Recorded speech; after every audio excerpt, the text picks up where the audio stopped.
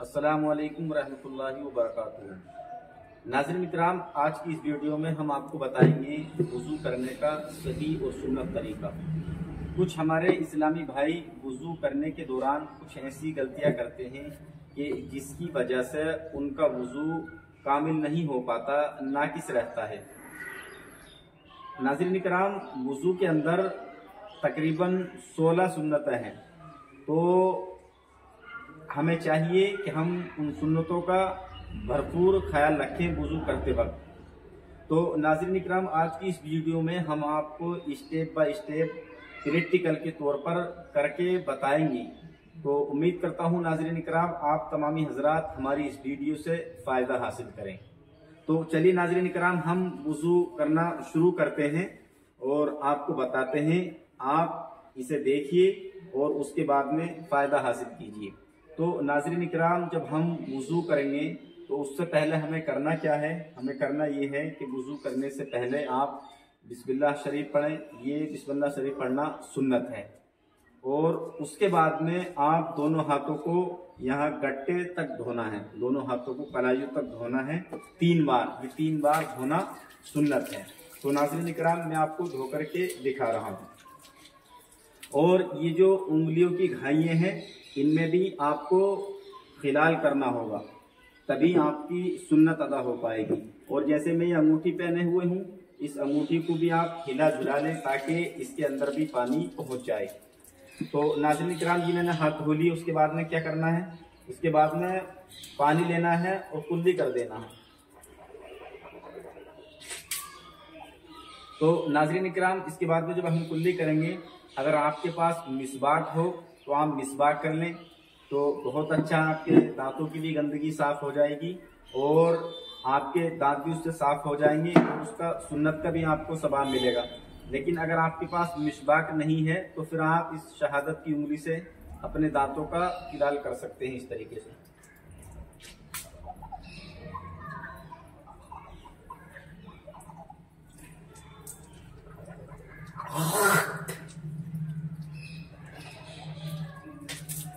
उसके बाद में नाज़रीन इकराम, हमें क्या करना है? उसके बाद में हमें 3 बार नाक में पानी चढ़ाना है, अपनी नाक की नरम हड्डी तक ऊपर को सांस लेना है।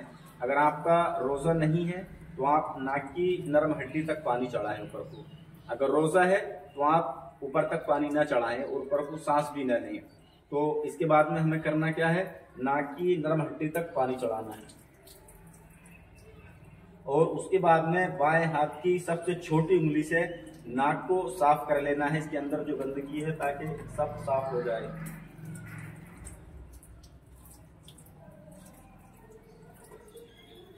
अब नाज़रीन इकराम, इसके बाद हमें करना क्या है?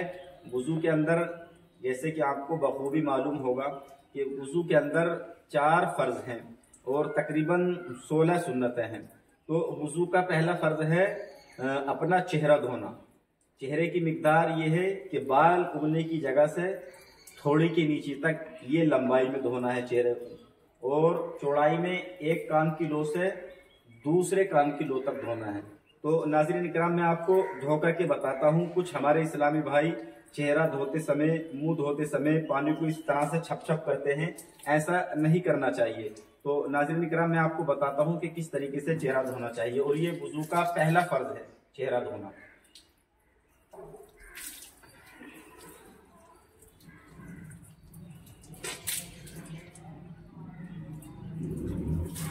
तो नाज़रीन इकराम, ये चेहरा धोना 1 मर्तबा फर्ज है और 3 मर्तबा चेहरा धोना ये सुन्नत है।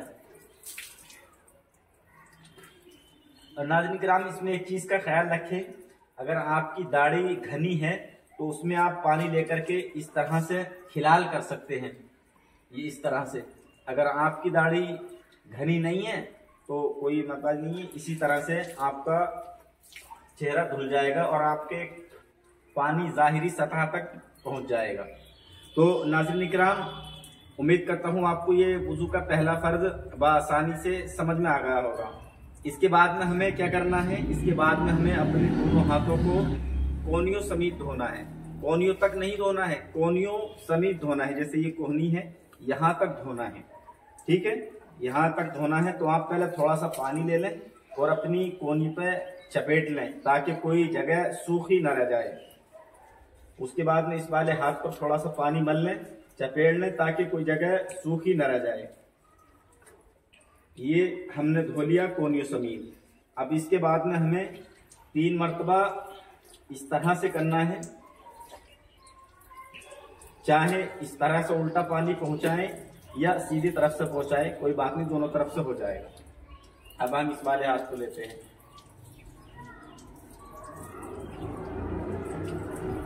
तो नाज़रीन इकराम, ये हमारा वुज़ू का दूसरा फर्ज मुकम्मल हो चुका है। अब नाज़रीन इकराम, जो अक्सर हमारे इस्लामी भाई वुज़ू में गलती करते हैं, वो गलती ये है कि जब हम मसा करते हैं, ये मसा चौथाई सर का जो मसा करते हैं, इसमें हमारे कुछ इस्लामी भाई, अक्सर इस्लामी भाई हमारे गलती करते हैं मसा करने में। तो हम आपको बताएंगे कि मसा करना किस तरह से चाहिए और मसा करना चौथाई सर का कौन सा हिस्सा होता है कि जहां तक मसा होगा। तो नाज़रीन इकराम, आप देखिए, पहले हाथ में पानी लें और दोनों हाथों की ये जो 3-3 उंगलियां हैं, शहादत की उंगली छोड़कर ये जो 3-3 उंगलियां हैं, इन तीनों उंगलियों को आपस में मिला लें, टच कर लें। और टच करने के बाद में उसके बाद में ये बाल उगने की जो जगह है, जहां जाहिरी एतबार से बाल उगते हैं, यहां से आप तीनों उंगलियों को रखें और ऐसे ही सटाते हुए पीछे तक गुद्दी तक ले जाएं। आप गुद्दी तक ले जाने के बाद में उसके बाद में आपको हथेलियों को, ये जो हथेली हैं, इन्हें सटा करके लाना है सर से, बिल्कुल इस तरह से। इन दोनों हथेलियों को यहां से इस तरह से सटा करके लाना है। उसके बाद में ये हमारी दोनों उंगलियां रही, ये शहादत की उंगलियां रही, तो इनसे क्या करना है, इनसे कानों के अंदर का खिलाल करना है, यानी कानों के अंदर का मसा करना है। उसके बाद में ये फिर हमारे 2 अंगूठे बचे, तो इनसे क्या करना है, इनसे ये करना है कि कान के ऊपर से नीचे को आना है, मतलब दोनों कानों के ऊपर से नीचे को आना है, ये कानों का मसा हो गया। उसके बाद में हमारे ये दोनों हाथों की पुश्त रही, अभी ये गीली है, इन पर पानी लगा हुआ है, तो इन दोनों पुश्तों से हमें गर्दन का मसा करना है, पीछे का, गुत्ती का। तो नाज़रीन इकराम, ये हमारा वुज़ू का तीसरा फर्ज मुकम्मल हो गया। अब उसके बाद में नाज़रीन इकराम, हम बताएंगे आपको चौथा फर्ज। चौथा फर्ज वुज़ू का क्या है? चौथा फर्ज वुज़ू का ये है कि दोनों पैरों को टखनों तक धोना है। कुछ हमारे इस्लामी भाई गलती करते हैं, पैरों को जल्दी जल्दी धो लेते हैं, लेकिन वो टखनों तक नहीं धो पाते। तो चौथा फर्ज ये है कि हम पैरों को टखनों तक धोएं। मैं आपको ये धो करके बता रहा हूँ।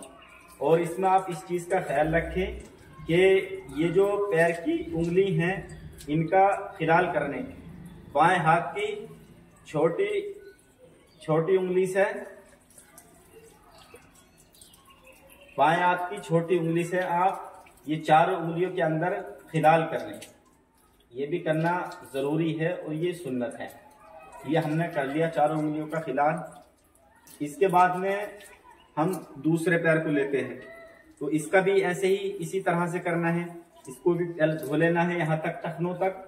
और धोने के बाद में फिर हमें ये बाएं हाथ की जो सबसे छोटी उंगली है, इससे जो है फिर खिलाल करना है।